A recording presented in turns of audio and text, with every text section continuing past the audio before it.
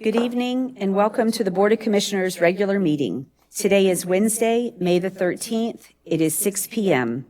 City Attorney, would you lead us in the invocation and Pledge of Allegiance, please? Our Heavenly Father, we come humbly before you to ask your divine guidance and help in our deliberations this evening. Bless the members of this commission and the citizens that are present. We pray that our work this evening will find favor in your sight. This we pray. Amen. I pledge allegiance to the flag of the United States of America and to the republic for which it stands, one nation, under God, indivisible, with liberty and justice for all. City Clerk, would you call the roll, please? Mayor Brooks. Here. Vice Mayor McGeehan. Commissioner Tagliarini. Here. Commissioner Dillon. Here. Commissioner Gabayi. Here. All are present. If the commission has had the opportunity to review the agenda and we have no changes, do we have a motion? So moved. Second. Second. City Clerk, would you call the roll, please? Commissioner Gabayi. Yes. Commissioner Tagliarini. Yes. Commissioner Dillon. Yes. Vice Mayor McGeehan. Yes. Mayor Brooks. Yes. The motion carried 5-0. Next on the agenda is proclamations. I will read the proclamation. If Ms. Wepfer would please come forward. The proclamation is for National Public Works Week, dated May 17th through 23rd, 2026, rooted in service powered by community. Whereas public works professionals focus on infrastructure, facilities, and services that are vital importance to sustainable and resilient communities and to the public health, high quality of life, and well-being of the people of the city of Madeira Beach, Florida.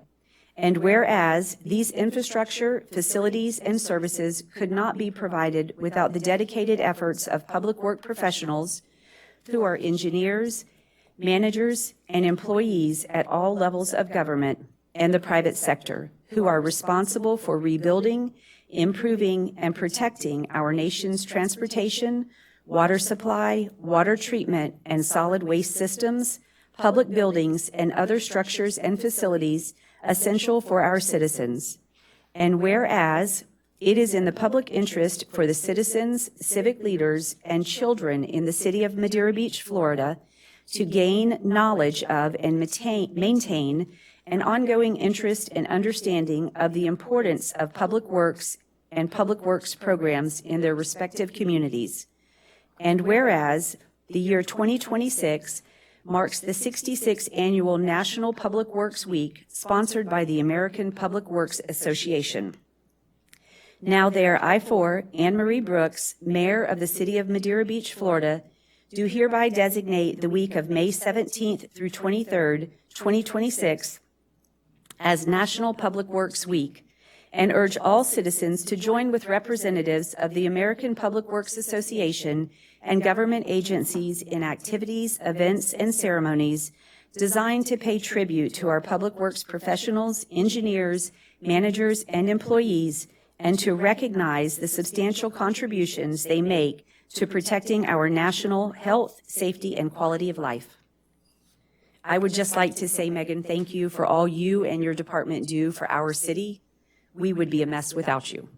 Congratulations.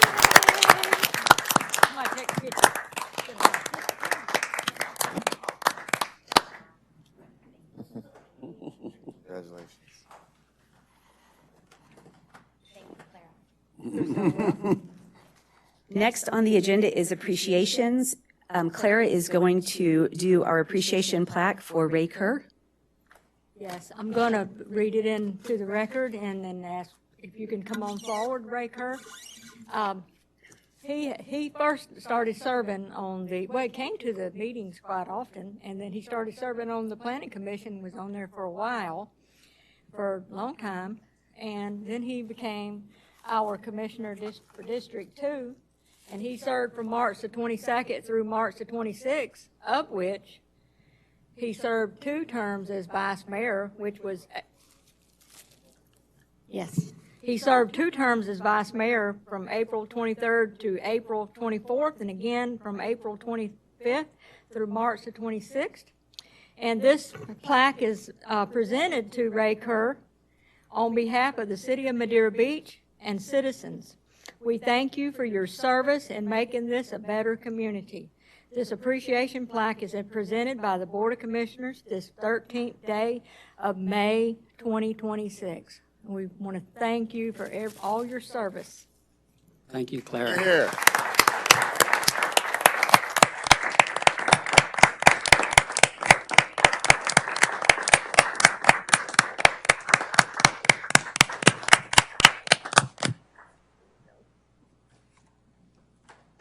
It's very nice. I appreciate the opportunity to serve. Thank you. Thank you.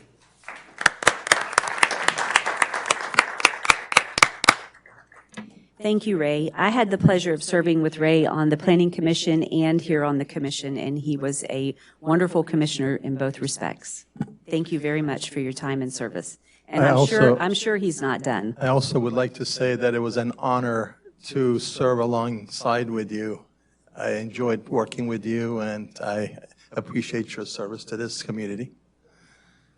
Thank you, Ray. Next on the agenda is presentation of the FY 2025 financial statement audit results. I'll introduce the audit partner of Malden & Jenkins. Malden & Jenkins completed the audit for the fiscal year ended September 30, 2025, and I'll turn it over to Daniel Anderson to present those results. Thank you, Andrew. Good evening, Madam Mayor, Commissioners. As Andrew mentioned, my name is Daniel Anderson, and I'm the audit partner with Malden & Jenkins, who had overall responsibility for the city's 2025 fiscal year-end audit. I do have a brief presentation for you here this evening to kind of go over the audit results. If you want to go one more page down, please. 2025 was the first year that Malden & Jenkins served as your financial statement auditor, and I guess before I progress, he's got on the screen, I have a hard copy that I passed out to you guys as well. And he's on page 2 of that document. Malden & Jenkins, we are a large regional audit organization with offices throughout the Southeast. Your audit was served from our Bradenton, Florida office location. Our firm has made the governmental audit niche one of our primary areas of focus, serving over 750 governmental entities throughout the Southeastern footprint. This includes over 180 entities that seek and receive the GFOA certificate for excellence in financial reporting on an annual basis that the city also receives. We also have over 350 clients that annually go through a federal or state single audit, and I'll talk a little bit more about that later, as the city did have a single audit for the 2025 fiscal year. If you jump down to page 6, as your audit firm, we are hired to express an opinion on the fairness of the presentation of the financial statements. I'm happy to report that we have issued an unmodified opinion, which is the highest form of assurance that we can render. Our audit was performed in accordance with generally accepted auditing standards as well as government auditing standards to support that opinion. Ultimately, management does have responsibility for the financial statements as well as the accounting policies that are identified in Note 1 of the financial statements. Our responsibility is to evaluate the risks and design our procedures to support our opinion in accordance with those accounting standards. Moving over to the next page, just some general information. I guess I'm on page 7 now, about the annual comprehensive financial report. You guys have prepared this for several years. I just want to, again, point out, you guys are going above and beyond what's required in accordance with the accounting standards. The main things that are in addition to what's required are the introductory section, which includes your transmittal letter, organizational chart, directory of officials, and then the statistical section, which provides 10 years worth of historical information as far as financial information, revenue capacity, debt capacity, and operating indicators. The annual comprehensive financial report is a very large document. It can be overwhelming to review at times. If you were to look at anything, I'd certainly recommend starting with management's discussion and analysis. That's about 10 or so pages that goes over the summary of the financial results and comparative to the prior year as well, and it provides narrative that helps explain some of the results that happened. You can certainly look at the general fund and your general fund budget to actual report, and then the statistical tables also provide kind of 10 years worth of that trend analysis So if you're going to look at anything, those are kind of my three biggest recommendations. And then beyond that, you can certainly get with Andrew. I know he's extremely familiar with it, and he can help explain anything further for you. Moving to the next page, in addition to our audit opinion, we also issue a few additional reports that are included in the back of the annual comprehensive financial report. The first one we refer to as the Yellow Book report, and that's our report of our tests of controls and compliance with respect to significant laws, rules, and regulations. This is a negative assurance report, so we're not providing an opinion. However, if we identified any findings of significant deficiencies or material weaknesses, those would be pointed out here. Happy to report that we did not report any of those for the 2025 fiscal year. Additionally, as I mentioned previously, the city expended more than $1 million in federal awards, as well as more than $750,000 of state financial assistance. So we did have a single audit over one major federal program and one major state program. This is a compliance-based audit in accordance with those major programs where we're testing compliance and internal controls over compliance with respect to significant compliance requirements.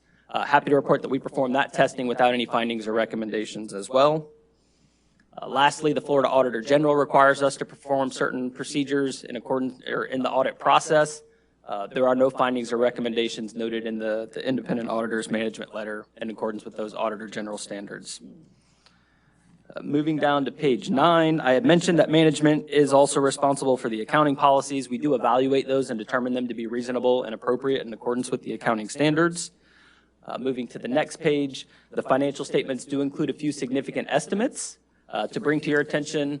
Most notably would be the net pension and total OPEB liability that's reported. That's based on actuarial assumptions. Additionally, the fair value of any investments that you guys have, as well as the depreciable lives of your capital assets, are also considered significant estimates included in the financial statements. As part of the audit process, we evaluated the financial statement disclosures to ensure that they have all their required information in accordance with the accounting standards, noting no issues there. We had no significant difficulties in working with management in performing our audit procedures.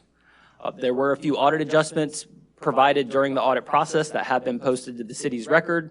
However, there are no past adjustments where we propose an adjustment and management elects not to post those. So that's good to see as well. We had no disagreements with management over the application of any accounting policies or procedures. Moving to the next page, at the conclusion of the audit, we did obtain written representation from management over the information provided to us. We're not aware of management's consultations with other accountants or what we refer to as opinion shopping. No significant issues discussed with management to bring to your attention. And Malden & Jenkins is independent with respect to the city in accordance with the AICPA professional standards and able to perform your audit. The rest of this auditor's discussion and analysis document really just provides some additional information about Malden & Jenkins, as well as information about upcoming GASB pronouncements that will be implemented. There are 2 pronouncements that will be in effect for the 2026 fiscal year. One is with respect to the financial reporting model that might very slightly tweak the presentation of your proprietary fund income statement and where things are classified there. We're not changing how we account for anything. It's just where they're positioned on that statement. So we'll work with Andrew to make sure he has all the information that he needs to appropriately implement that standard. But that's one change that you will see in your 2026 ACFR. Beyond that, it's certainly been a pleasure to serve as your guys' auditors, working with Andrew and his software and his team. Made the audit process extremely smooth and efficient, so we really appreciate that. And with that, I'm happy to answer any questions that you guys have about the audit process, the financial statements themselves, or anything that I went over in this evening's presentation. I don't have any questions myself. Thank you for a great presentation. Thank you. Thank you, guys. Have a great evening. Thank you. Thanks, Andrew. Thank you. Next on the agenda is public comment. Public participation is encouraged. If you are addressing the commission, step to the podium and state your name and address for the record and the organization or group you represent. Please limit your comments to 5 minutes and do not include any topic on the agenda. Public comment on agenda items will be allowed when they come up. If you would like someone at the city to follow up on a comment or question made at the meeting, you may fill out a comment card with the contact information and give it to the city manager. Comment cards are available at the back table in the commission chambers. Completing a comment card is not mandatory.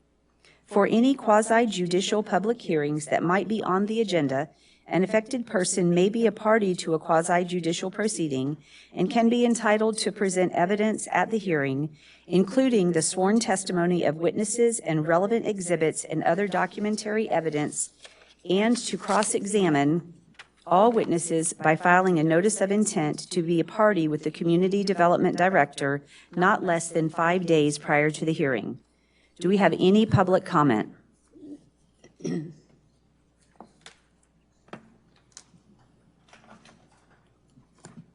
evening.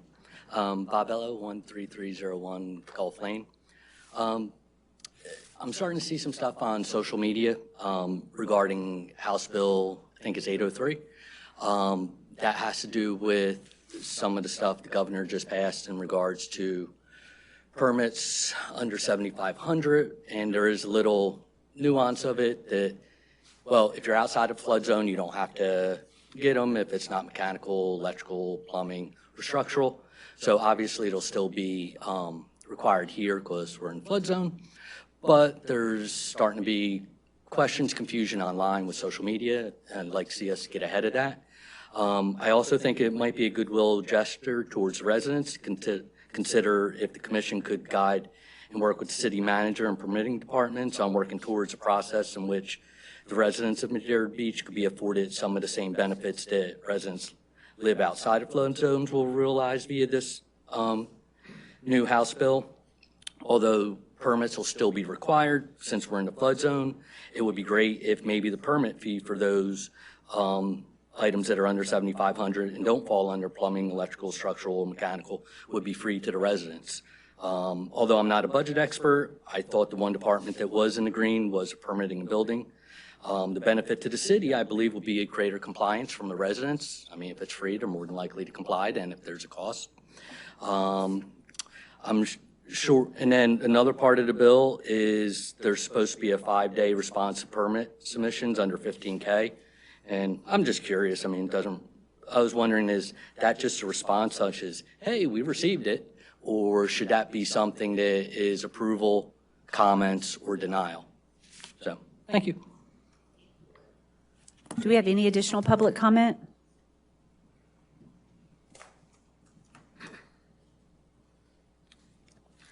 Madam Mayor, Vice Mayor, Commissioners, City Manager.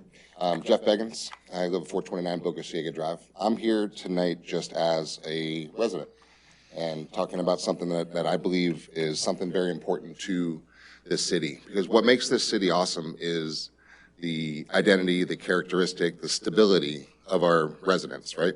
And our neighborhoods and our community feel. And there's a lot that's happening from my perspective that is putting us at risk of losing all of that. I also have offices in many, many different cities around the state as well. And I look to neighbors to the north, like Reddington Beach and Indian Rocks Beach, and their illegal short-term rentals have gotten out of control. And it's totally destroyed the character of those cities that they'll never come back. Our city has an ordinance that's very strong, but we have enforcement that's extremely weak, and we have deterrence that's non-existent. It's such a profitable business, the little, if you do get fined, a couple $100 fine doesn't deter anybody. And they just say, come up with excuses left and right. And especially after the storm, so many people bought these flooded out houses, permitted it or not permitted them, just put them back together and don't really care about the community feel or charm. And now you drive around, you guys see it, all different license plates all the time, all different weeks, all the time. Now it's impossible for Schneider to catch everything, and it's just not a deal. And there's no deterrence. Like, what's the risk? Well, I'm just going to say it's my cousin, or I'll say it's my neighbor, and just kind of push it down the road. So I've got a bunch of Century 21 offices. Some of my broker friends in different parts of the country, when their cities actually make a decision to enforce, they made a decision to enforce. And for example, one of the cities is actually in Hawaii, when the first time offense is a $10,000 first time offense. Now, somebody would say, whoa, that's a lot. Well, are you serious about enforcing it or not? Are you serious about preserving the charm of the city, or are you not? Right? That's going to come down to you guys, and it's going to come down to an ordinance change to get some real teeth, and you might have to go up to the state in order to do it. But the decision has got to be made, from my perspective, to keep it this cool city and this cool town from the neighborhood districts, right? Now, we have zoning that we have hotels where they're supposed to be, you've got, commercial where it's supposed to be, and you have residential where it's supposed to be. But if we allow the residential to just blend into short-term commercial hotels, districts, you're going to lose that community feel. Many of us, including myself, raising small kids, to keep that community feel is extremely important, and one of the reasons why I lived and bought where I bought, because of the zoning restrictions, are restrictive, so I don't have nightly weeklies, right? But they're up and down my streets, they're up and down our district, they're up and down every one of your districts, and we all know it, and we kind of drive by it, and because there's nothing we can really do about it until and unless you guys make a decision to enforce it, right? So one of the things I printed out for you guys, with your permission, is hand to you.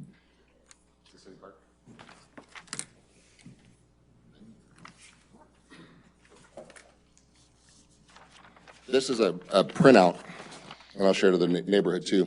There's a website out there called airdna.co, airdna. This is a map on the first page to you of a quick search I just did right before I came here of every little dot is a short-term rental that's being advertised somewhere, right, out there. And you can click on it and you can get a picture of the home, how much they're charging per night. And of course, they're kind of slick where they don't put their addresses in there, but we can look at the houses and we know where they are. I could probably personally point to about 30 of them myself of which ones are there. So the question is, do you want to do anything about it? Are we going to do anything about it? And if we're going to do something about it, it's got to have some significant teeth, or we're going to be at risk of losing our identity completely from a residential feel. And from a real estate perspective, one of the coolest things about moving into Madeira Beach is all of us. And the fact that we have a few thousand strong community that actually helps each other, knows each other, looks out for each other, and hangs out together, and it's a real true neighborhood. And if it becomes just a bunch of foreign investors owning Airbnb properties, you can just kiss all that goodbye. So as a resident, I'd like for you guys to take something upon, and city manager, I know you got a million things on your plate, but this is something that I think should be acted on relatively quickly and urgently because it's going to preserve the character of our town. So I put in here just some notes and also all the excuses everybody leaves behind as far as when they talk to Officer Snyder, Deputy Snyder, about why it's really not an illegal, all the excuses that legally they come up with. So when we do come up with an ordinance, it needs to address all of these if we want to be bulletproof. So I highly recommend you guys take a look at that and do that to preserve the integrity and the character of the city. Thank you for your time. Thank you. Do we have any additional public comment? With no additional public comment, we will move on to the approval of the minutes. If the commission has had the opportunity to review the minutes and there are no changes, do we have a motion to approve? Having reviewed the meeting minutes, I move that we approve them as submitted. Do we have a second? I'll second. City Clerk, would you call the roll, please? Commissioner Taglerini? Yes. Vice Mayor McGinn? Yes. Commissioner Gabayi? Yes. Commissioner Dillon? Mayor Brooks? Yes. The motion carried 5-0. Next on the agenda is our consent agenda. Any member of the Board of Commissioners can ask to pull a consent item for separate discussion and vote. I will read the items on the consent agenda. A is the FDEP Resilient Florida Grant for Vulnerability Update and Adaptation Plan Acceptance and Approval. B, FDEP Grant Number L0253, Stormwater Resiliency Project Acceptance. C, purchase of the Florida Department of Children and Families Grant for Riptide Simulator. D, Urban County Requalification, FY 2027 through 2029, renewal of the CDBG Cooperation Agreement, Option 1. E, purchase of 2 easy dumpsters from Parcan. And F, Park Study Contrast ADEASQ. Madam Mayor, Yes. I would like to remove items A and B from the consent agenda for discussions. Okay. Do we have a motion to approve the consent agenda?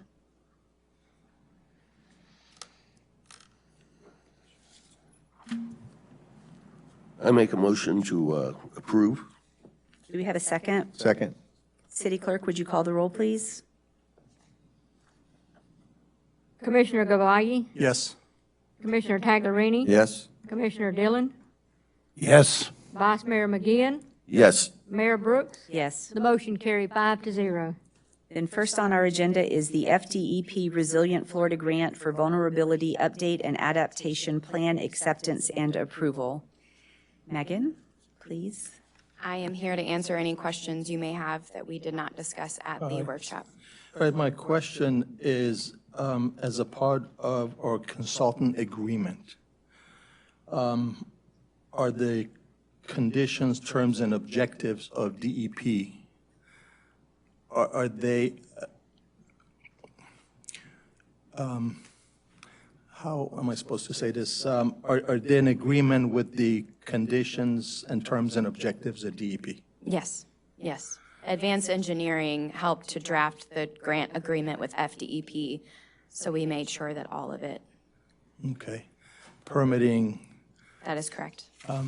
errors and emissions insurance, all Yes. those conditions Absolutely. are to be met. That is correct. Okay, thank you. Commissioner, does that answer for A and B, or Just do you? A. Just A, okay. Yes. Do we have any public comment? Then do we have a motion? I move that we approve the vulnerability update and adaptive plan acceptance for FDEP VAAP. Do we have a second? Second. City Clerk, would you call the roll, please? Commissioner Taglerini? Yes. Commissioner Gabayey? Yes. Vice Mayor McGinn? Yes. Commissioner Dillon? Yes. Mayor Brooks? Yes. The motion carried 5-0. Next on the agenda is B, FDEP grant number L0253, Stormwater Resiliency Project Acceptance. All right, so question again, is FDEP or the valves that we're going to place, the flapper valves, is that consistent with the grants that are set out there by DEP? Yes. They're okay? Do they know we're going to be putting 4 valves in there? We're putting more than 4, and yes, they are aware. All right, so that's one question. And the other question, it is requiring the city to submit quarterly reports and all the other items that the city staff has to provide. Do we have the staff time? Yes, we do that for Allocated. all of the grants. All right, I do those myself. all right, those are the questions I have. Thank you. Do we have any public comment? Do we have a motion? I move that we approve and accept FDEP grant agreement number L0253 and authorize the appropriate officials to execute all necessary documents. Do we have a second? Second? City Clerk, would you call the roll, please? Commissioner Taglerini? Yes. Vice Mayor McGinn? Yes. Commissioner Gabayey? Yes. Commissioner Dillon? Yes. Mayor Brooks? Yes. The motion carried 5-0. Next on the agenda is public hearings, ordinance 2026-03. I will hand this over to the city attorney. Thank you, Mayor. This agenda item is ordinance 2026-03 for 155 150th Avenue rezoning from PD Plan Development to C4 Marine Commercial. This is the first reading of public hearing. It is a quasi-judicial hearing. I'm going to read the ordinance by title only. This is ordinance 2026-03, an ordinance of the City of Madeira Beach, Florida, rezoning real property located at 555 150th Avenue, parcel identification number 093115000001400100 from PD Plan Development to C4 Marine Commercial, providing for severability, providing for conflict, and providing for an effective date hereof. And I want to go ahead and read the quasi-judicial procedures that we're going to use today. This is a quasi-judicial proceeding where the Board of Commissioners acts in a quasi-judicial rather than a legislative capacity. At this hearing, it is not the board's function to make law, but rather to apply law that has already been established. In this hearing, the board is required by law to make findings of fact based upon the evidence presented at the hearing and apply those findings of fact to previously established criteria contained in the Code of Ordinances in order to make a legal decision regarding the application before it. The board may only consider evidence at this hearing that the law considers competent, substantial, and relevant to the issues. If the competent, substantial, and relevant evidence at the hearing demonstrates the applicant has met the criteria established in the Code of Ordinances, then the board is required by law to find in favor of the applicant. By the way, the city is the applicant. By the same token, if the competent, substantial, and relevant evidence at the hearing demonstrates the applicant has failed to meet the criteria established in the Code of Ordinances, then the board is required by law to find against the applicant. Before we proceed, I need to ask if there, well, let me just go ahead and swear in all witnesses, and we'll go from there. So anyone that's going to speak on this matter, if you could stand up, raise your right hand, and be sworn under oath.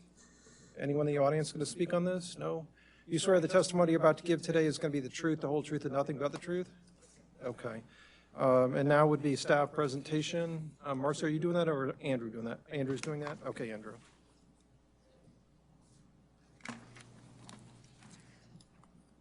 I think the staff memo is pretty similar to the last time around shown at the BOC workshop.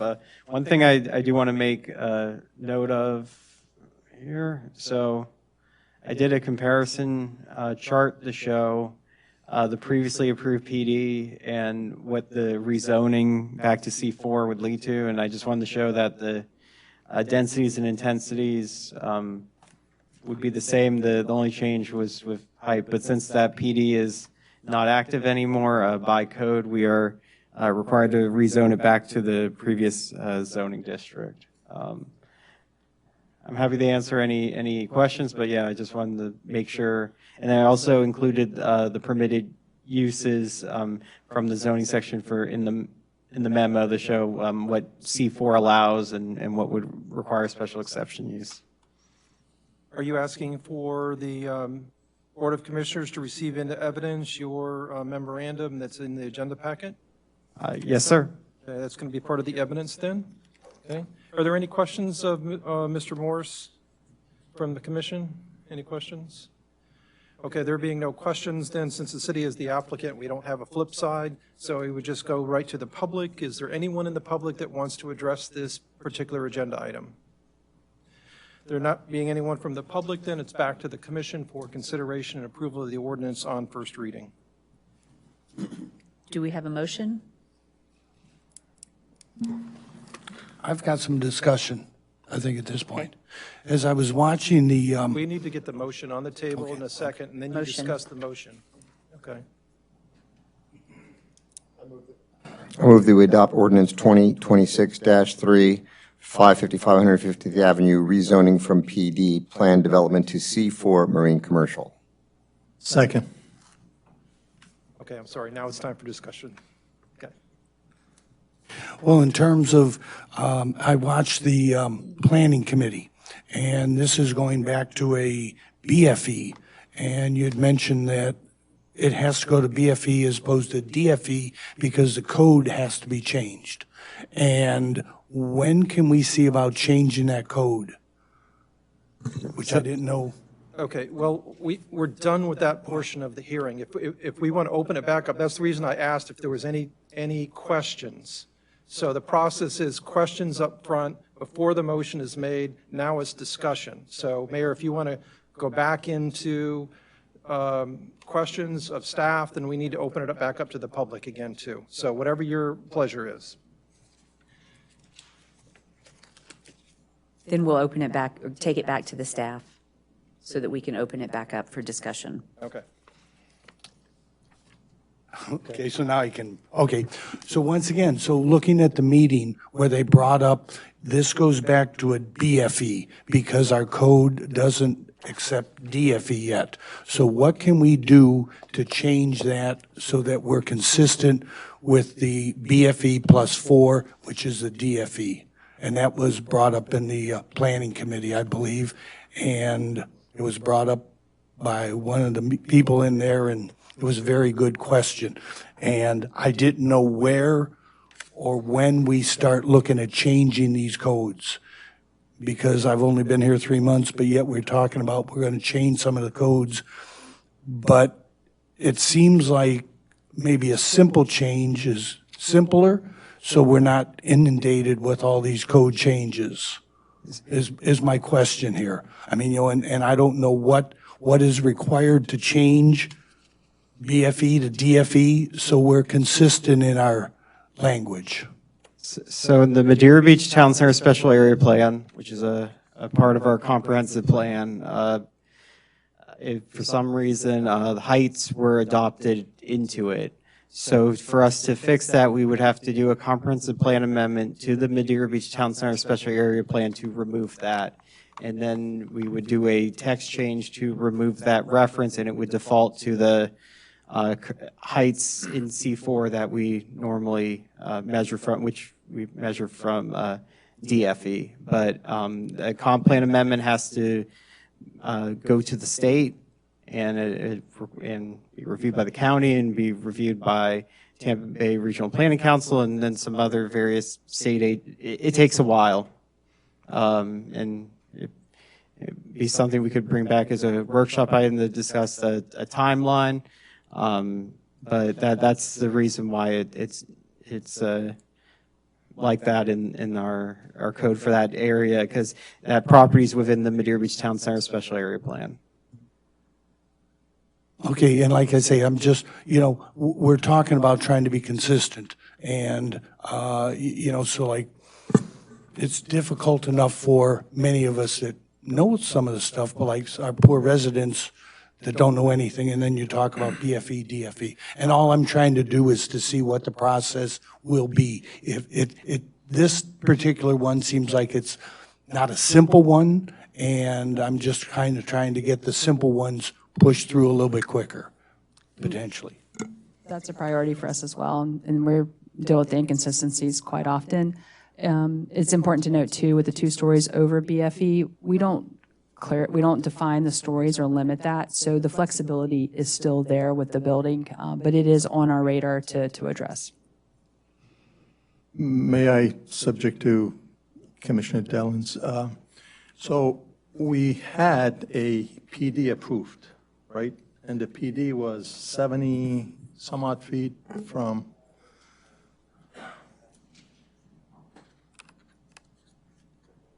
So it was 75 feet from BFE or 5 stories above BFE. okay, so 75 feet height, even if we went back to PD, which I think we will go to PD at some point, this C4 is just a Euclidean zoning, we can ask for 75 feet above BFE and just keep the floor where it needs to be, which could be consistent with 4 feet of freeboard over BFE. Well, I'm just referring to, basically, people don't realize, our DFE is the Madeira beaches. BFE is the base flood elevation, which is across the board. Madeira Beach has base flood elevation plus 4 feet. Yes. And that's our DFE. And that's for insurance. Now, I don't see why we need to go to the state and the county, maybe because it's a special area, but that's a zoning condition which should be adopted or could be, attorney can maybe chime in on this. That's a zoning condition. This has nothing to do with the application before you. This is a rezoning of the property. It doesn't have anything to do with any of the land development regulations that apply to this property. So I know these are all important issues to the commission, and obviously city staff has, heard that, and, they can address those. But they really don't have anything to do with the application before you today. So I'd kind of like to bring you back to what this matter is. It's the rezoning of the property from PD to C4, this is required under your code because of the fact that the PD expired. So to me, this is just a matter of housekeeping, but you can address the other issues sometime in the future once you give the direction to city staff to do that. So I'd kind of like to bring you back.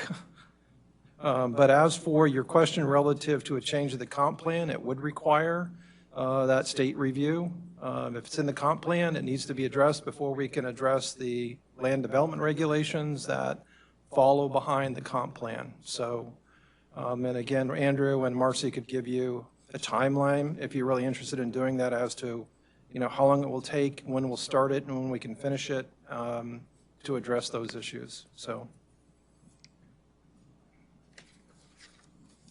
Do we have any public comment? Attorney Trask, do we need another motion to approve this? No, you have a motion on the floor, Okay. but we do need to open it up to the public again because these questions were asked of staff. Is there anyone in the public that would like to address the commission on this application?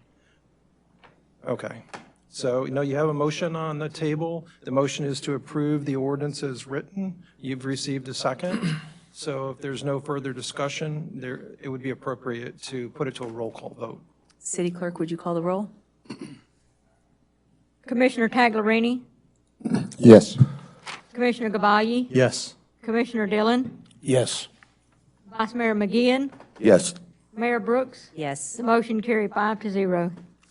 Next on the agenda is unfinished business, Resolution 2026-02, the BOC Policy Handbook. Mayor, can I go ahead and read that resolution? Okay, Please. thank you. So this is Resolution 2026-02, a resolution of the Board of Commissioners of the City of Madeira Beach, Florida, amending the Board of Commissioners Policy Handbook, repealing Resolution 2025-02, and providing for an effective date. That was a reading of Resolution 2026-02 by title only. And Claire, are you going to go ahead and address? Can do that, yes, sir. There is a memorandum in your packet that talks about the changes, and Claire is going to go over those. The change, the memorandum reflects the changes that the Board of Commissioners made at the meeting, as well as suggestions from the city attorney. The Government in the Sunshine Manual reference, there was 2 places on page 12 and 13 of the manual that was changed from 22 to 25 to update that legislation there. And then, because the Board of Commissioners had changed its workshop meetings, regular workshop meetings to 4 o'clock, that time is reflected inside the manual already, and I have that in red. And the city attorney provided language to incorporate your new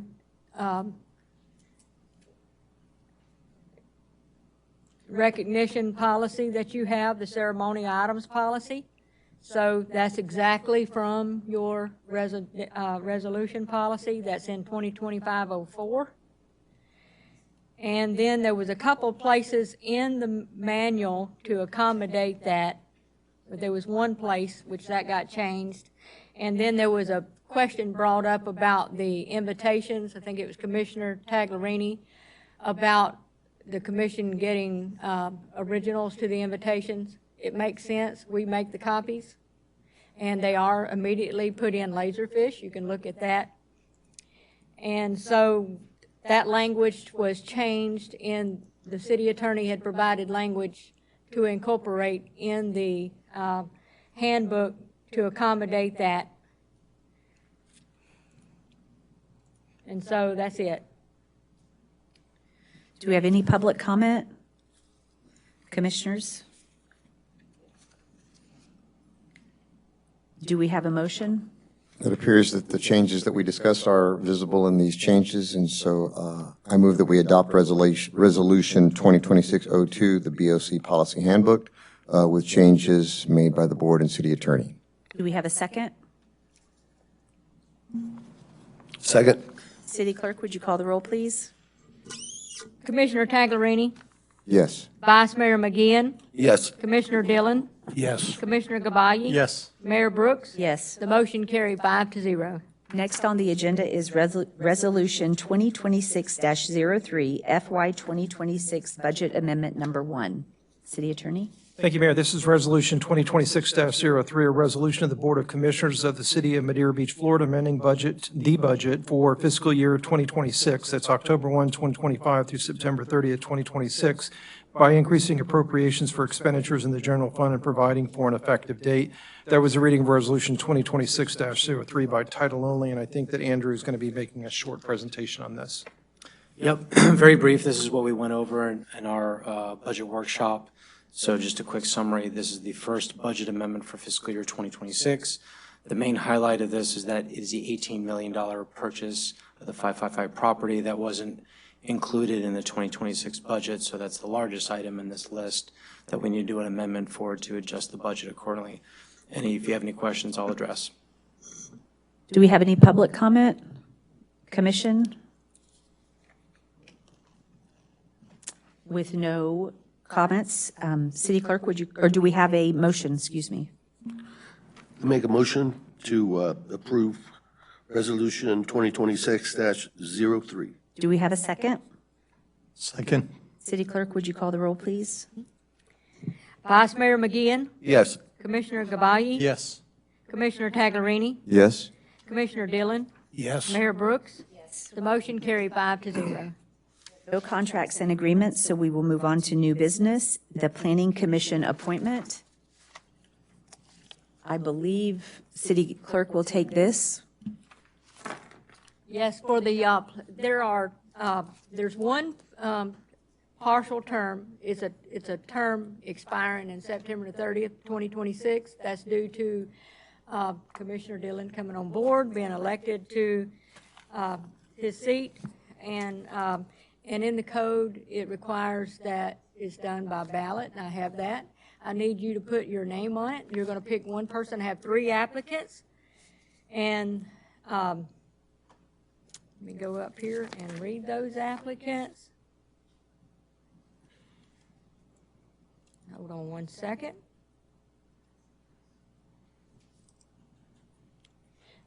We have an application from Michael Druding.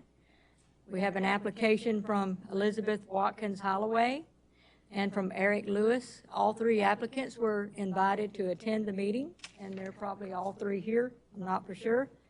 I know Michael's here. The other 2 I don't know. And so if you would, and you can also ask each applicant to come up and introduce themselves, the ones that are present, tell a little bit about themselves. It's up to you. I'm going to pass out these ballots. Please put your name on them because I'm required to read your results into the record. And so, and then I tally them up and let you know who was appointed. So would any of the applicants that are here like to come up and speak?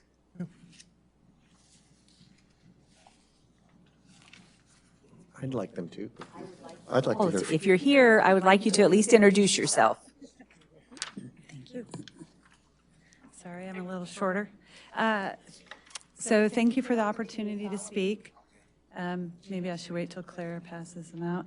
My name is Elizabeth Watkins Holloway. I'm seeking appointment to the commission because I care deeply about responsible, measured growth to make sure it aligns with the coastal setting, the small scale of the city, and the long-standing character that we have here.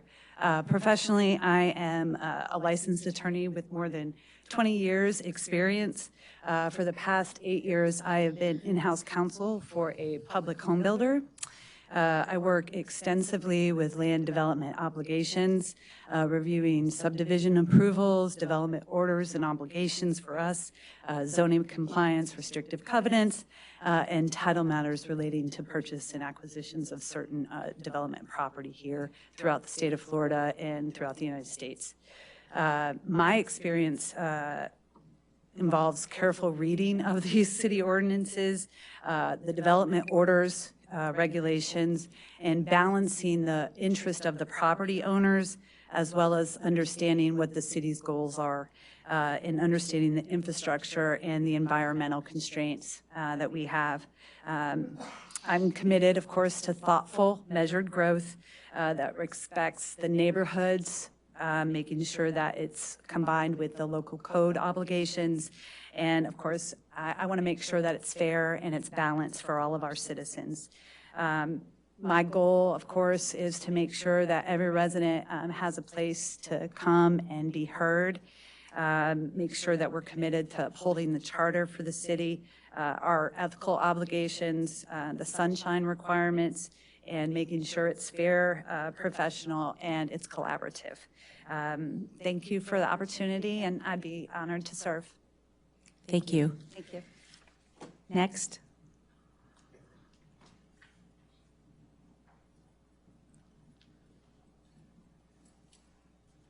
Michael Druding. I live at 174 148th Avenue.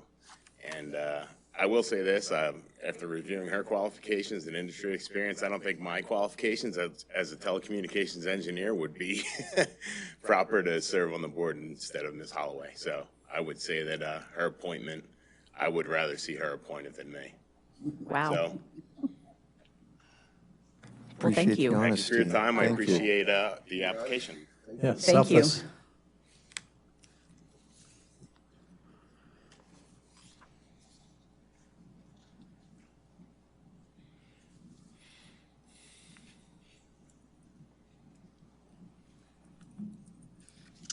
Good evening, Madam Mayor, Deputy Mayor, or Vice Mayor, and Commission, City Manager. My name is Eric Lewis. I'm a resident here since about 2019.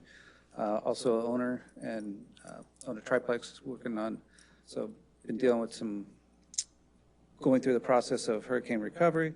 I'm a retired military officer. I've spent over 20 years working in support of city level, county level, state level, federal, international, in disaster response, in planning, development of creating long-term planning, worked with various regulatory bodies, OSHA, helping to draft new regulations, helping to work with FEMA for years.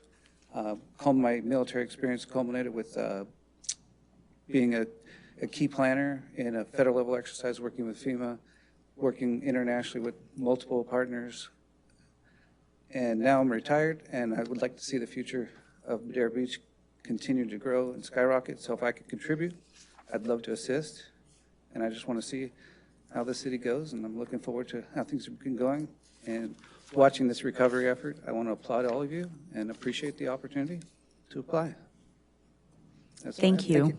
Thank you. Do we have any public comment? So Attorney Trask, would it be proper to just go to a vote and not have commission discussion, or is it appropriate to have commission discussion? So it Little is appropriate to have commission discussion on the members if you want to have that, but ultimately you're going to have to vote by way of ballot. And so once you sign your name and pick your person, you could pass it all the way down to the city clerk, she'll total it, so. Okay. But yes, it's appropriate if you want to have that So discussion now. then, do we have any discussion on the dais?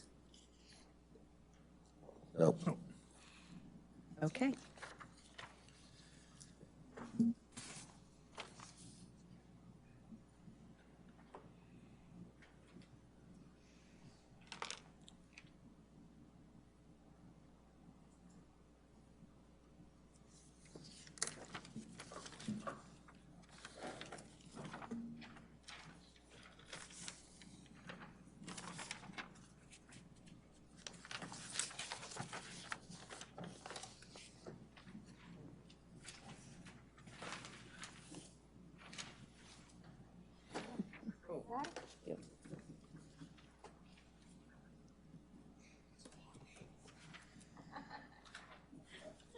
Not as long as mine.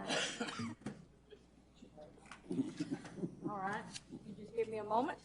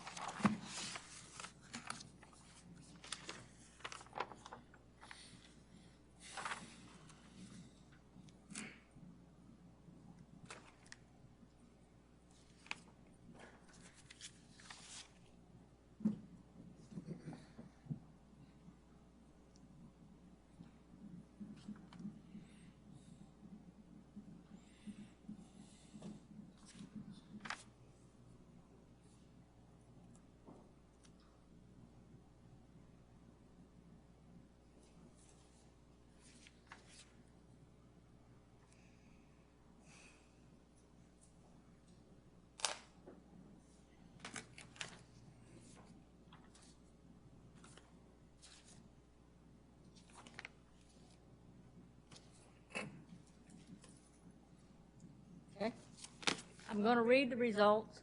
There was 4-1. Elizabeth Watkins Holloway received 4, and Eric Lewis received 1. And Commissioner Taglerini, he chose Elizabeth Watkins Holloway.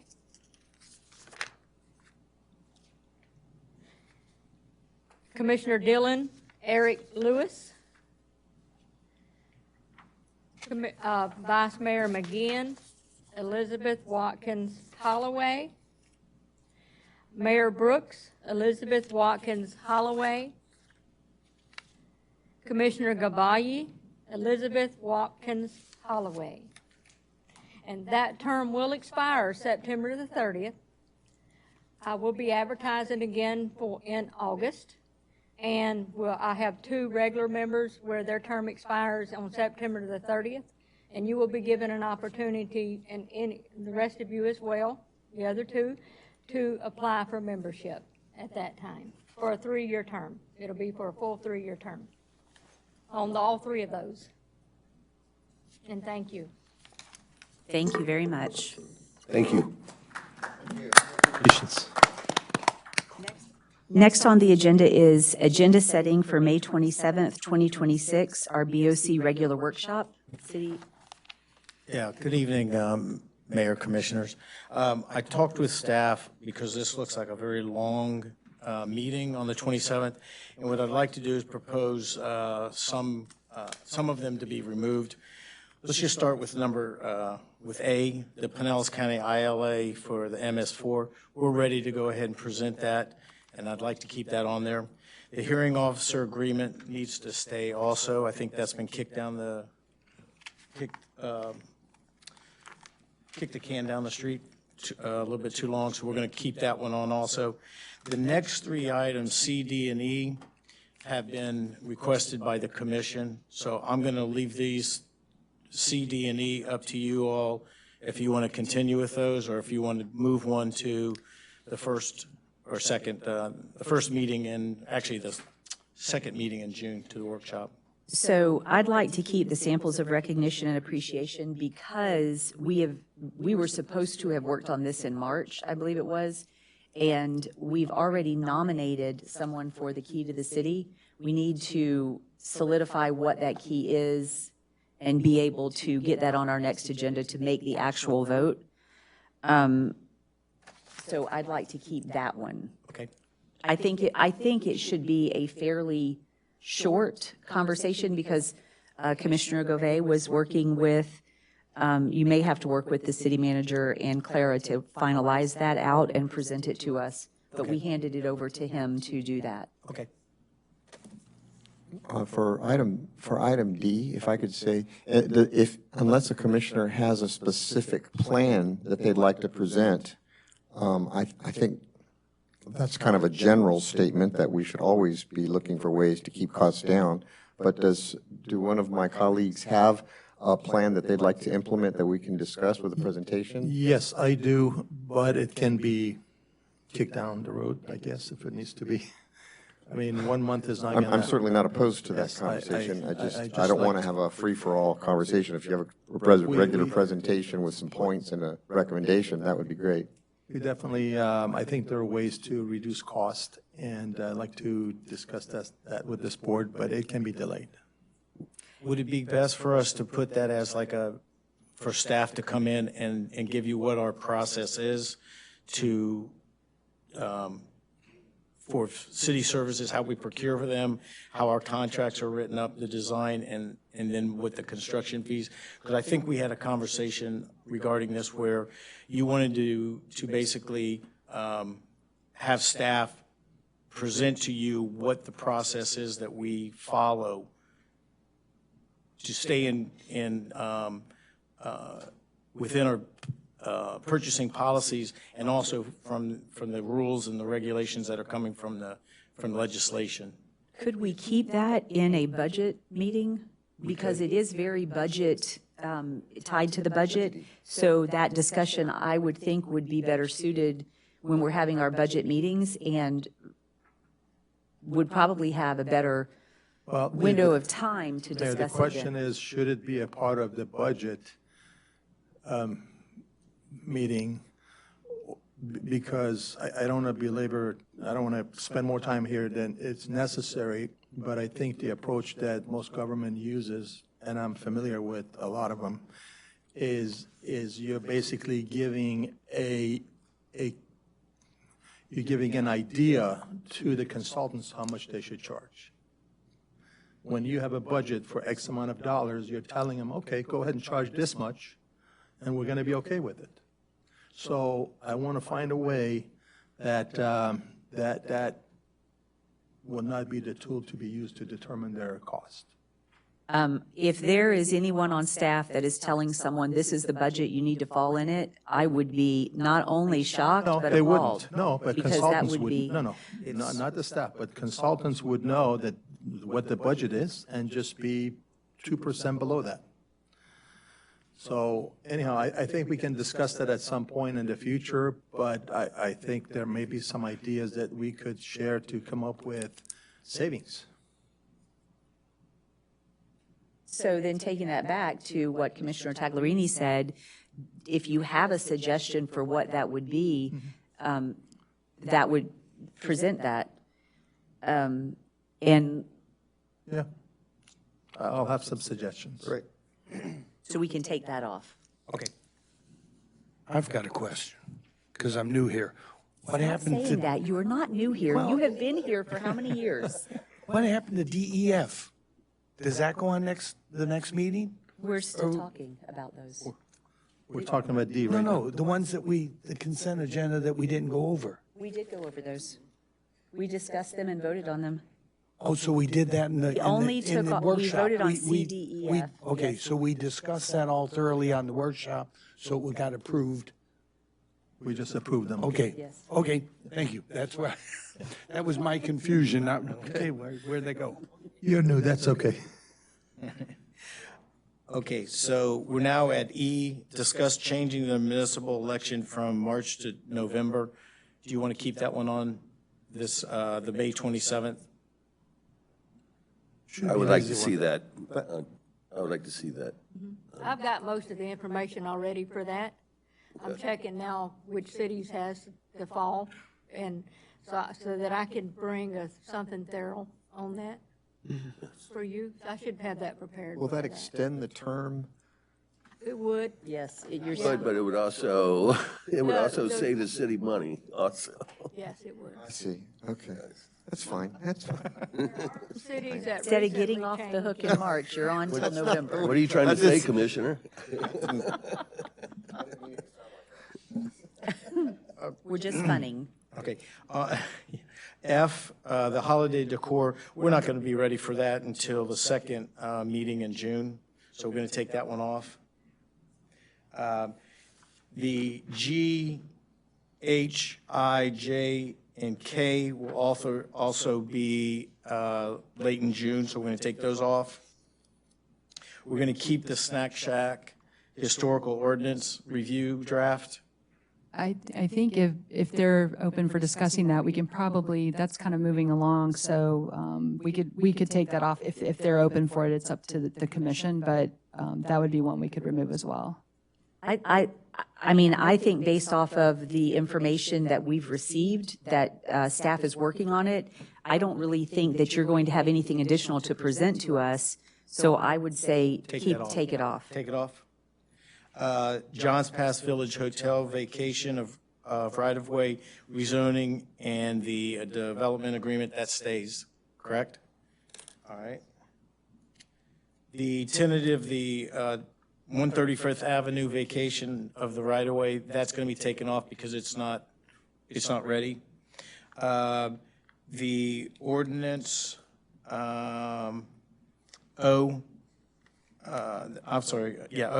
the ordinance, that will stay, correct? Correct. And then the RFP for 2605 Marina seawall replacement, we'll be ready for that, I think, Thursday, tomorrow?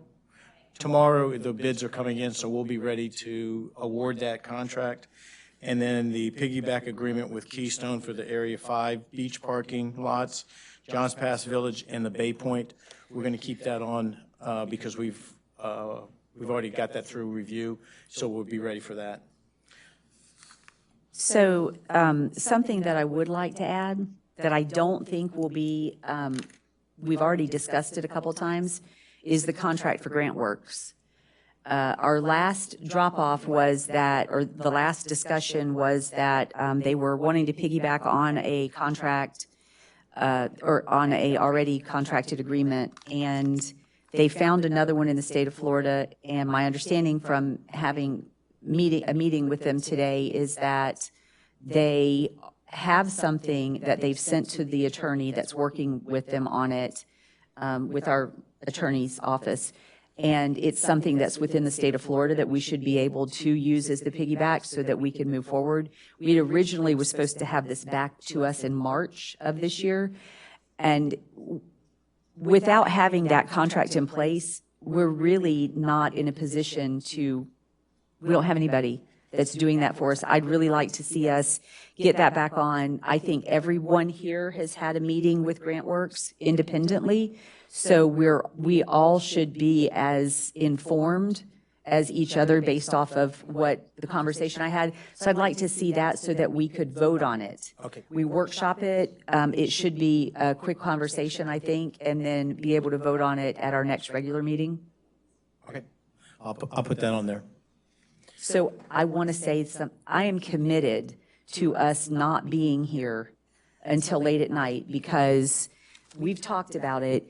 Not only is staff disengaged, we are disengaged, the community is disengaged. If we run late, it's just too much. So I please take your one-on-one time, ask a lot of questions so that when we come here, we're able to sit and have robust conversation for the community so that we are not learning ourselves, but we're sharing our knowledge with the community that is watching us so that they can stay engaged with us. I think that's super important, and I want everybody to get all their questions answered, but I want us to come and be able to speak where we don't lose everybody's attention because we've talked until 10 o'clock at night. Okay. And Mayor, there's another item that you all had asked, and it just got moved a couple of times, the commission salary.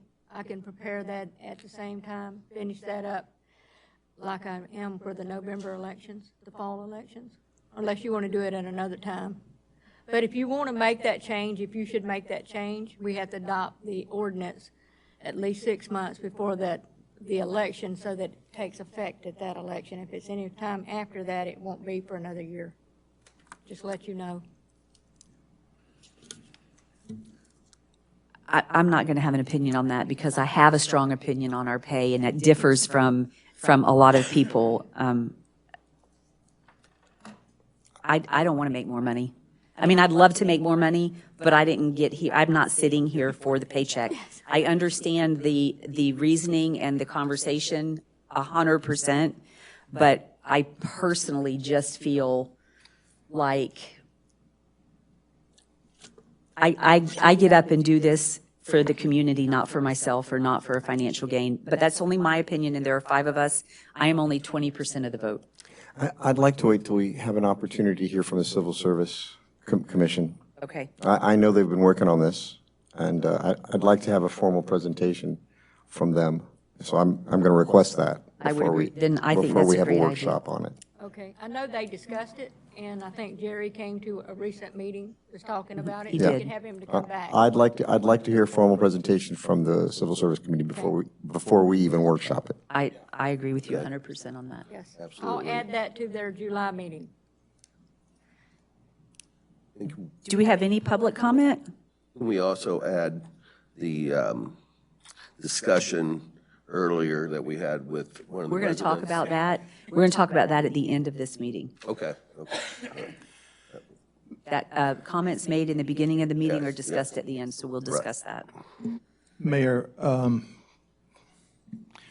there's a lot of information out there on social media, and there are a lot of people discussing that Kitty Stewart Park. Is there a possibility that we can have staff make a site plan presentation to this board? I know from my conversation this week that they are working on it. It is not where they can do that right now, and it has to do with the placement of the bathroom trailer. Once staff is to the point where they have all of that information, there will be a site plan that is available. But they cannot do it right now. I'm not asking for a full site plan design, just a layout where the parking will be, the access will be, the easement. So until they have the design of the bathroom trailer's actual placement, they can't do that. And right now, any information we put out needs to be 100% accurate because there's too much inaccurate information flowing on social media. If you would like to add anything to that, Mrs. Wepfer? The only comment I would like to make on that is that several meetings ago, I gave you all a preliminary site plan where we had the bathroom layout. That is what I would say is look exactly at what it was previously before Helene, the day before Hurricane Helene, and the only section of that that is really going to change is where the bathroom was. Everything else will be virtually the same. So is this published on our website? It was in your No, commission I'm packet. just saying as far as public. It is. It's in that packet from that meeting. Yes. So somebody would have to go through the packet to find that.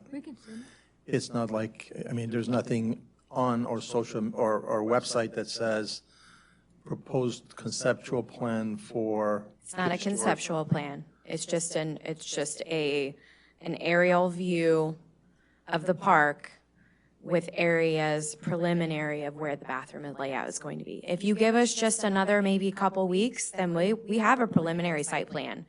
But we're just waiting on the exact loads for the bathrooms to be able to have exactly where that layout is going to be, because there might be one additional parking space that may be affected. Yeah, I think we can work with that. So if you need some time, I think, I like to at least look at a site plan, what you all are proposing, instead of just designing and moving forward with construction. I think this board, in my opinion, should take a look at the site plan and review it, just because there's a lot of public out there that being objective. Well, the only thing I believe is if we change it too much, then you're not putting back what was there. I'm not asking for change. I'm just saying a site plan that staff feels comfortable. You know, I think this board should take a look at and, you know. So see it. this Katie Stewart Park is going to be reconstructed as it was pre-Helene. The only difference today is that the bathroom is going to be placed in a different position, and it will not be a portable bathroom. It will be a permanent restroom that is available for the use of all residents and visitors who are walking through Tom and Kitty Stewart Park to go to the beach or on the beach and need to use the restroom. They will be able to come and use it. We've had so much misinformation given that I think it is crucial that we make sure when we're putting out any information, it is accurate. This commission isn't approving the repair of Tom and Kitty Stewart Park. We already voted and approved the purchase of the restroom. We're going to vote and approve the cost of the seawall that's being replaced. We're going to vote and approve the cost of the pavers that are getting replaced. But it's going back to what it was before. There's no vote on that. It had foliage before. It had signs before. I think, Megan, if you drive past there, there was a new sign installed that looks very similar to what Helene washed away. City staff has worked, as have we up here, to get the park back open. This continued narrative that it's not a park, I'm not going to have that conversation today, but they're working for it. And as soon as there is a site plan that can be presented, it'll get presented. Correct. Thank you. I believe the only difference is where the bathroom before was east-west. Now it's going to be north-south. Yes. Correct. So the And direction it's virtually of it. the same size as what the portable bathroom was before. It's just changing directions. So that's the only difference. And it'll be elevated. Exactly, yeah. And there will have to be a ramp, which is why we're taking up more parking spaces. A ramp, ADA. There will be an ADA ramp, and there will also be a set of stairs. Yes. And then the walkway is going to shift over to the north a little bit. And then rather than putting back the beach access, we're going to put in a Moby mat because we don't have dunes. Okay. Thank you, Megan. Thank you. Next on the agenda is reports and correspondence, Board of Commissioners reports and correspondence. Do we have anything from the Board of Commissioners? Oh, You have something? Yes, I'd like to talk about the short-term. That's not when we're going to talk about this. We talk about it at the end of the meeting. Respond to public comment is where that discussion will come. Mayor, as you know, I was at the Johns Pass Village Association, not association, yes, yeah, meeting. They talk about a shortage of restrooms in Johns Pass Village, and I promised I would ask this question. Megan can help me out. We have a portable restroom someplace that we used there, and the question is it possible for that to be stored or used anywhere in Johns Pass Village? I'm sorry, I should have given you a heads up on that, but.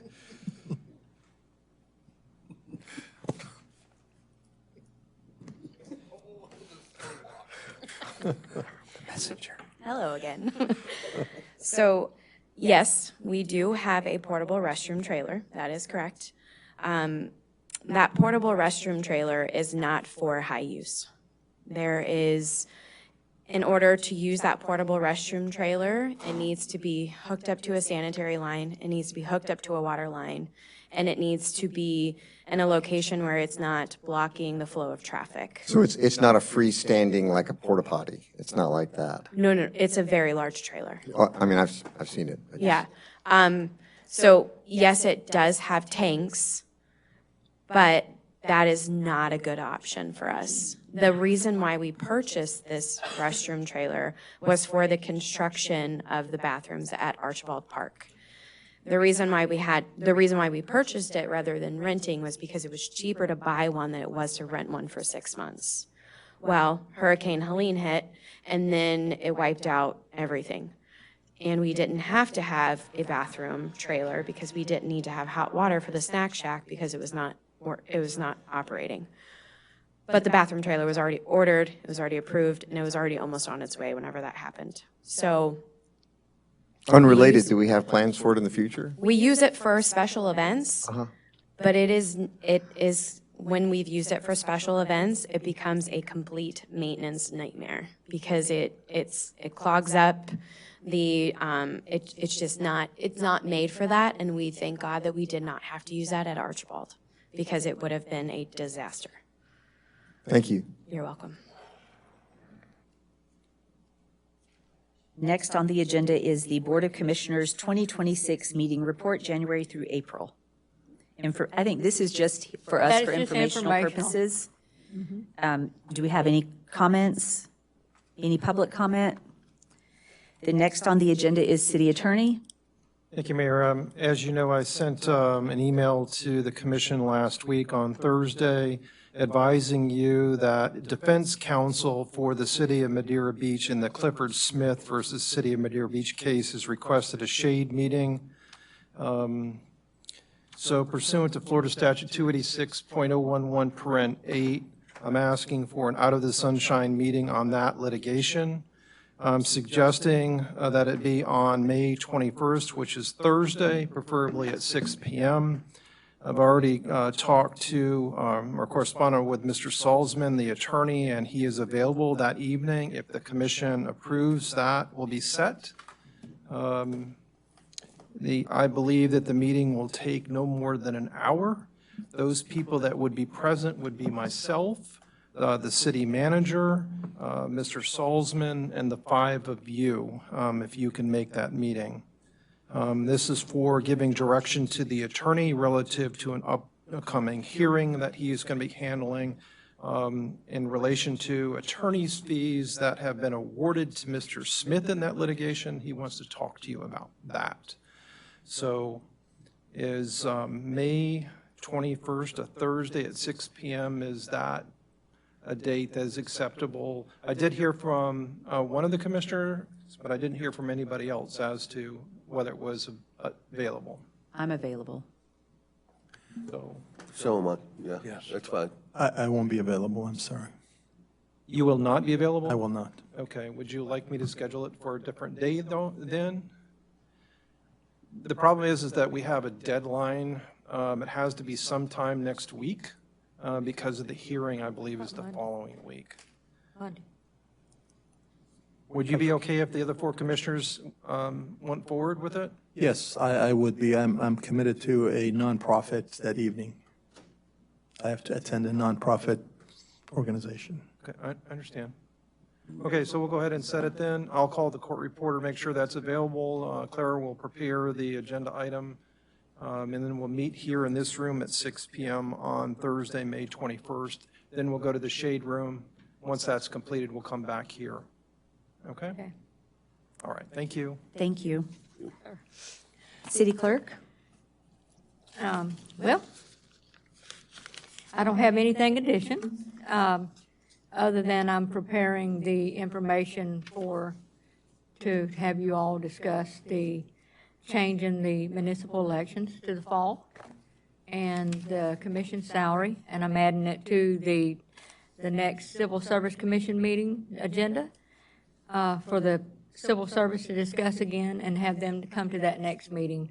Because I would need, if we're going to make any changes at all, I would need that first reading in August. Okay, thank you. Do we have any public comment? City Manager? There we go. Wanted to update you on the HR Director search. We're negotiating a contract with Renee Norlock and Associates to conduct the executive search. We will come back and tell you once she gives us a price, I'm going to come back and tell you that it's going to be less than $30,000, but I'm still going to come and inform you of what her price is before we sign the contract.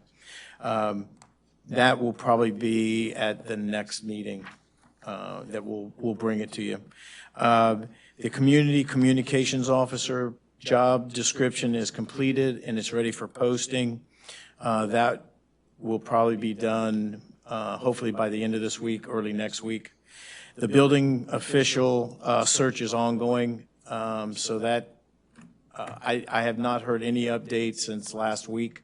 They're having a real hard time on that, but we're going to keep searching until we find one.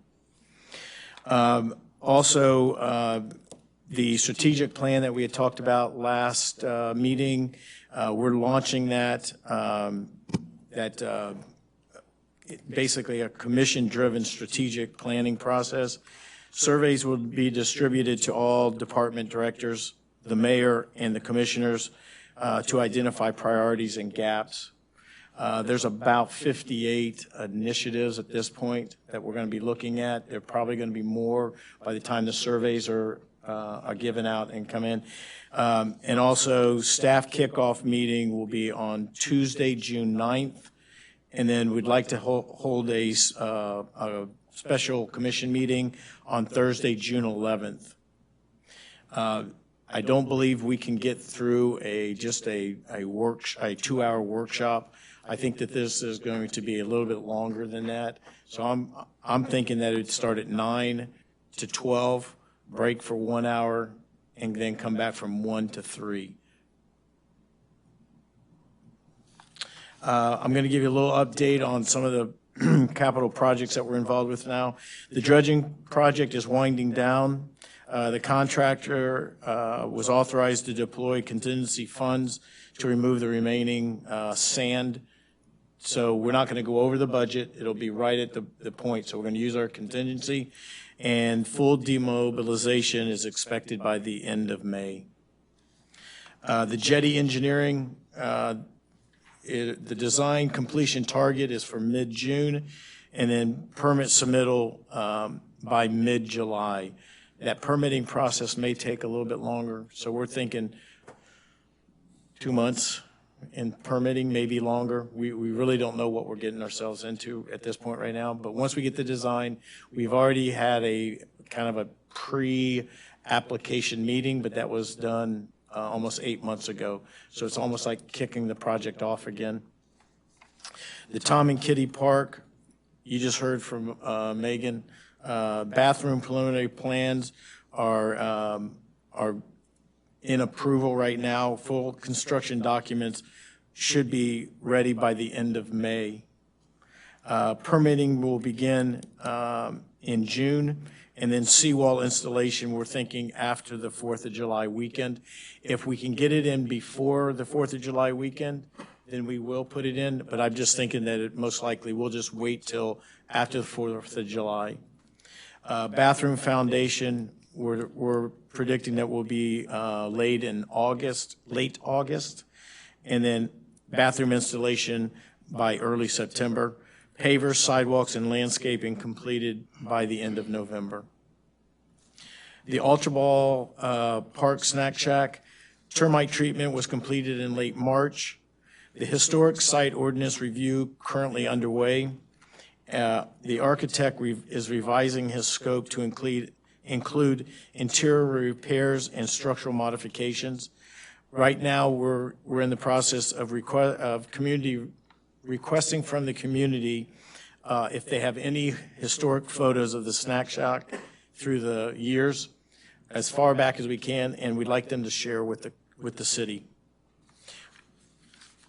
What we're doing right now is trying to pick an era of what are historical, and we're, the more pictures that we can get of a certain era, the better that we can then replicate that era. And that's the end of my update. Do we have any public comment? I think Jay has something to present. He gave us all. Jay, I'm sorry.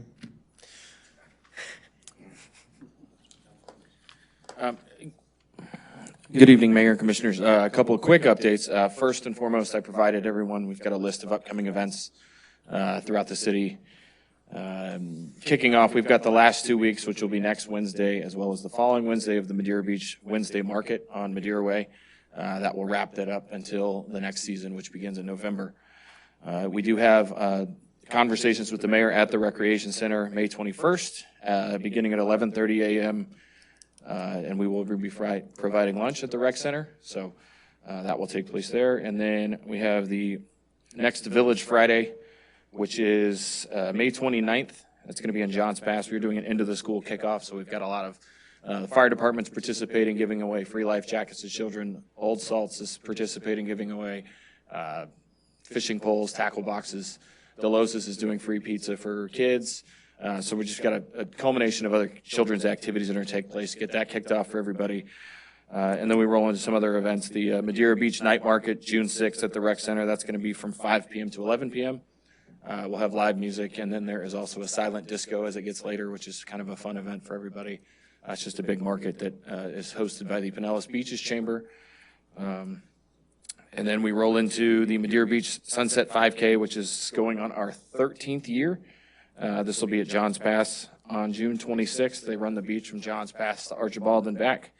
We've capped that participation at 350, and at this point we've got about 125 runners registered already. It'll pick up very quickly. So we've sold that out the last 2 years, which has been a great participation event. Hooters is a great sponsor, provides a lot of stuff for us with that. And then we roll into the 4th of July event at the Rec Center. We'll have the fireworks off the barge, which is out the window, actually right here. And then vendors and live music and stuff taking place. So the biggest thing too, here we have the Trash Pirates Beach cleanup. It's normally on that Saturday, July 4th. It's actually on the 5th this year. They want to encourage everybody to attend and participate in cleaning up the day after 4th of July, which is a nice, big party out here, as you all know. So, and then lastly, we have the 3rd annual Burger Week with the Village Friday kickoff. That's August 21st. Max has been working very hard on that event. It's going to be 10 days, so 2 full weekends plus a midweek this year. At this point, we have 18 participating restaurants in Madeira Beach, which is nearly 100% of our restaurants that serve burgers. We're waiting on 1 or 2 more, hopefully, with the final confirmations on that. So, and then let's see, last thing, I have 2 other things. Down the line in October, we have the Johns Pass Seafood Festival. We've completed, and it is just completed last week. The deadline is tomorrow for elite funding application for that event. They will support it. We were, I don't want to say pre-approved, but we were encouraged to apply for $75,000 in additional funding for elite events. So I know a lot of question has been asked in the past about bed tax dollars.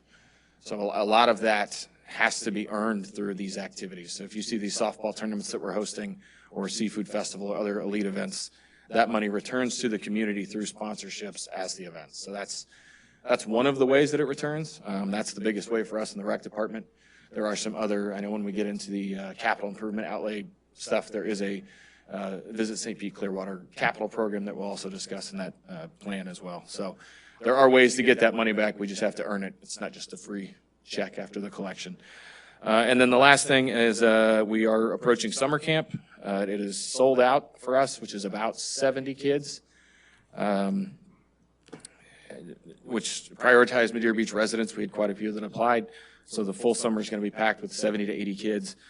We do have a wait list for that. So that's another capital discussion as we move forward. But in coordination with that, myself and some staff, as well as the fire marshal, are attending the Children's Safety Summit tomorrow at the All Children's Hospital. So it's a full day of training for stuff related to that. So, and that's going to roll into, again, their life jacket giveaway that they do with the fire department and other stuff. So a lot going on, but we're excited and moving forward. Awesome. Thank you for that update. Do we have any public comment? I said thank you. Any comments from the commission? Then we will move on to respond to public comments. So the first public comment that we received was in regards to HB 803, Marcy. So the purpose of talking about the public comments is to decide whether or not we can give some information to the community based off of the comments made, or do we need to add it to a workshop? On the HB 803, Bob talked about how this bill does not really pertain to us because of our zoning of our flood zone, that the $7,500, it does not apply to us. And I understand that his, the one question that he asked was about the 5-day response for under 15K. So I feel like maybe if we could, if you can define that on the cuff right now, or off the cuff, or if you want to wait till another meeting. I'm sorry, so specifically, what would you like me to comment on? So I think what he was asking is that the bill says you've got 5 days to respond to anything under 15K. Does that mean, hey, we got this, it's being processed, or do you have to issue the permit?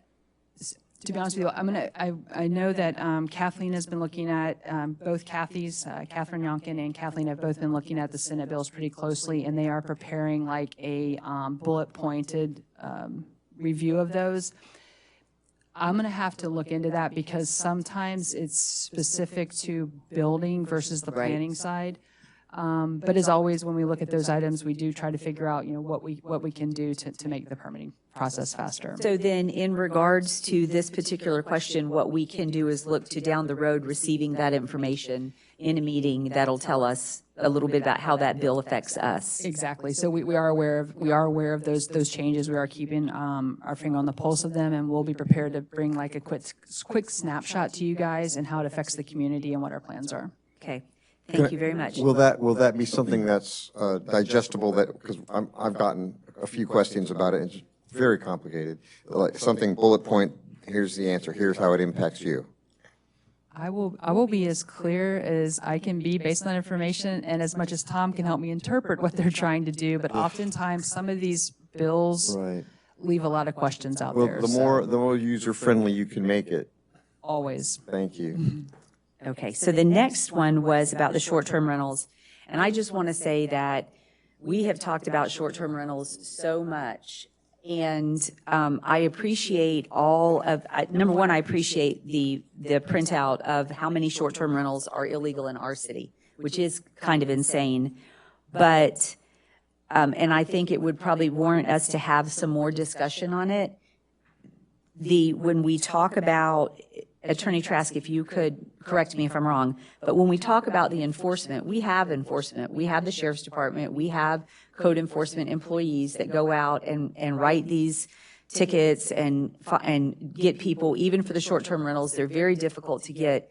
My question would be, and I think we've answered this in the past, can we be any more stringent than we are based on what the state of Florida says we can do? So we're currently governed by Florida Statute 162, And 162 provides that for initial violations, the special magistrate can fine up to $250 a day for every day the violation continues to exist. If it's a repeat violation, up to $500 a day. The special magistrate has heard these cases and have entered significant fines as a direct result of these violations. And part of the testimony that we elicit when we can get it is how much exactly the owner of the property is making on a day-to-day basis, and we ask for fines to address that so that it doesn't make it a, well, I'll just pay this $250 a day fine because I'm earning $600 a day. So, you know, we have been addressing that, so that we're trying to make it so that it's not profitable, so they do come into compliance. So you do have deputies that are doing it. A lot of the testimony that we get from the deputies is actually videotaped from their body cam. And so it's very difficult for property owners to come in here and defend these things when we've got it on body cam. And we do present that so the special magistrate can hear it and see it as it's happening. Obviously you can get more code enforcement officers and you can have them focus directly on those things if you want to be proactive on it. And we do have hearings once a month here. If necessary, we can do hearings more than once a month here when the special magistrate is available. So I don't know if that answered your question, but. So my question would be, I've had discussions with the deputies, had discussions with city staff. My question would be, can we do more realistically? And if we do more, what does that look like? I understand that if we want to increase the allowable fines, that's not a city level. That is a Tallahassee change. That's the Florida statute. Right. We're limited by that statute. Correct. And there's been a lot of short-term rental things, information in Tallahassee. So that conversation, getting it increased to the $10,000, that's not a realistic goal for us. Is it a conversation that we can have with our local elected officials in Tallahassee? We can, but is there something, and this question in my mind is geared more towards you and the officers that are doing it and the city manager. Is there more they could do? And if there is more they could do, what is that? What does that look like to be presented back to us? How many are they doing a month? Well, I think could we expedite it? I mean, and that's like the process is long and drawn out. So as to whether or not, you know, because, and then it always comes back after the magistrate and they want to cut the fee down, you know, which this administration has gone and said no. I mean, with the exception of special circumstances, which that puts a little bit of teeth in it, but it seems like, I mean, you know, an instance, it's 6-8 months. Yeah, it shouldn't be 6-8 months. What happens is that the city gives on most code enforcement cases a courtesy notice first. It's basically a letter saying, hey, you know, you're violating this code provision, stop it. And then we do a notice of code violation that follows that, and it gives them additional time to bring it into compliance. And then we issue a statement of violation, which actually requests the hearing. And then the notice of hearing has to be done at least 10 days prior to the actual hearing itself. So, I mean, we could cut things out by not giving the courtesy notice. Maybe you save 7 to 10 days, but these are not emergencies. Emergencies are, you know, someone's flushing something down the stormwater system, or the building has not been inspected and people are living in it. I mean, it's not life safety issues, it's not an emergency issue, but we can cut down the notice times so long as they otherwise meet the statute. So, Can we cut it down just specifically to short-term rentals? Or do we, if we cut it down, does it have to be for everything that we issue code enforcement violations on? There's no legal requirement to give the courtesy notice. So if you cut it out for some violations versus other violations, that's not going to be an issue. But if you're going to issue notices of violation like you should, it should be the same all across the board. Right. So. Mayor, if I could interject, I was thrilled to hear Mr. Beggins talk about this today because I've been working on a project that I was going to bring to the board. I'm not ready to bring it yet, but basically I was going to talk about what I'm calling the community safety officer. What we have is we have our deputies who, this is part of their job. We have our code enforcement, our community development, that's part of their job. We have our parking enforcement. They are mostly assigned to the major parking lots. We have our beach code enforcement, that's our deputies, that's part of their job. What we have is a gap in between. Somebody whose only job it is to travel the beaches, the city, and enforce these non-emergency code violations. My suggestion, and I was not ready to bring it, but I just wanted to plant this seed. If we after speaking to Holden a little bit, he said, yeah, we can go on Airbnb and VRBO just like anyone else, and we can do it. It's not their primary job. They usually wait for someone to report it, and it becomes a secondary. You jump in at any time, Marcy. And so what I was going to suggest is that we get on 2 or 3 people whose only job it is to enforce these non-emergency code violations. It's going to be training. It's going to be a specific time for them to go out on the beaches and enforce pets and glass on the beach. They're going to go out into the neighborhoods to enforce parking violations that our parking enforcement people can't possibly get to. They're at Archibald, they're at Johns Pass. They're going to be enforcing those overgrown yard violations, those silt screen violations, and they're going to be spending time looking at Airbnb and VRBO. And after speaking to Holden, yeah, we do have some teeth with the magistrate, but it takes a lot of time and energy to be doing that. So I'm just going to plant the seed here, and I plan to come back at another time with a more detailed suggestion. But I think it's not so much changing what we have, it's having somebody whose job it is to do that only, to full-time look at those non-emergency code violations. I think that's a great idea right there. Also with the enforcing the illegal short-term rentals, this is what I was going to get to earlier, is that in my district, a lot of people approach me, email, and let me know what's going on as far as the short-term rentals in my district. And I think that's a great community effort right there. So I do believe we need more teeth, though. Just like Commissioner Dillon said, I believe these people are making a lot of money, and we're barely just $250 a day is pretty much nothing. Well, the magistrate could increase that, especially if we have somebody, a community safety officer whose only job it is to gather evidence. Now, correct me, Mr. Trask, we can only charge $500. We can go up to, $250. We can go up to $500 if it's a second offense. Correct. Florida statute won't allow us to go higher than that, will they? Correct, because we're not a city that has a large enough population for us to get to the next level. So, and I will tell you, you have 5 code enforcement people. This is the only city that I represent that has more than 1. So you've got a lot of people doing this. You got Connor and Taylor and Holden, and you got the 2 deputies. So you've got sufficient enough people in this small city to do what you want to do. City manager may just want to direct them, one direction or the other. But you have a lot of people doing this, so. Thank you. Okay. Then we have addressed all the public comments. It is 7:43. We're adjourned.